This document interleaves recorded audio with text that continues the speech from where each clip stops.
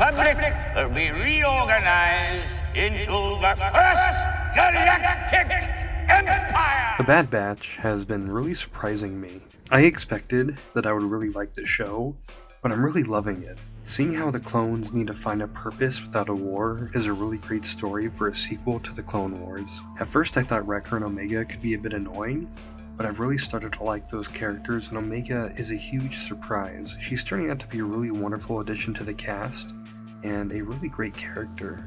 We've gotten some really fun cameos so far. I really enjoyed seeing Cut again. I always thought his episode in the Clone Wars was really underrated.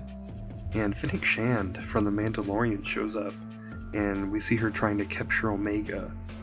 And it's really cool kind of seeing her early days as a bounty hunter before she becomes like this big deal that they claim she is in The Mandalorian. I assume we'll see more of her in the show, and I hope we do. She's really cool. I cheered when Rex showed up in episode 7. Man, I love seeing his reaction to the Batch still having their chips, and the events in the Clone Wars Season 7 seem to really affect him, and I'm glad that it's acknowledged. And just seeing him again is so great. And like, Rex was my favorite character in the Clone Wars, so it's amazing that we have this sequel series and that we can see him again. Also, in that episode, I really thought it was quite interesting when Wrecker's chip is activated, how he is just so powerful that he's able to take out the rest of the Bad Batch. And just seeing him hunt down Omega, you're just like, yeah, no, this guy, he can really mess people up.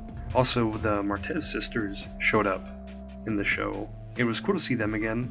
I like that they become more of a force for good after their time with Ahsoka.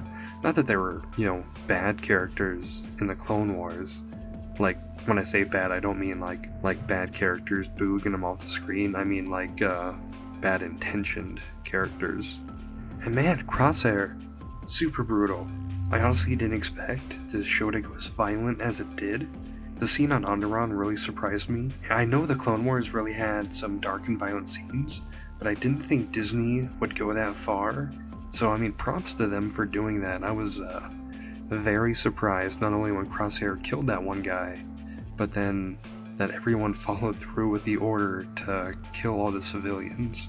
And when Crosshair tells them to aim at the kid, I was just thinking like, wow, this is intense.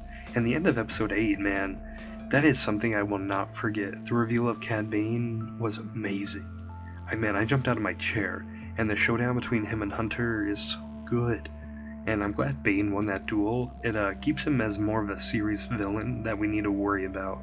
Now, saying that, in episode 9, Cad Bane and Fennec Shand start fighting, and I'm not upset or mad with how it turned out or anything, because there really wasn't a clear winner.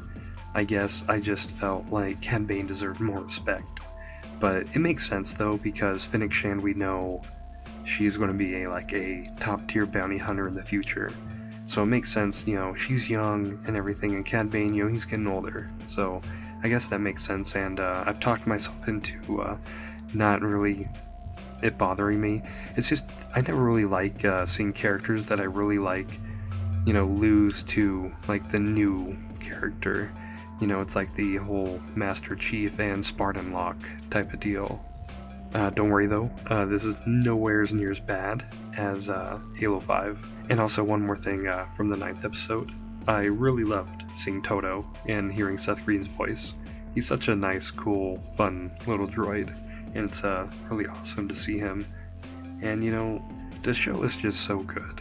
I'm really enjoying it, and I'm glad that we still got weeks left. I'm every Friday, I'm tuned in, I'm ready to go, and I'm excited to see the rest of the series.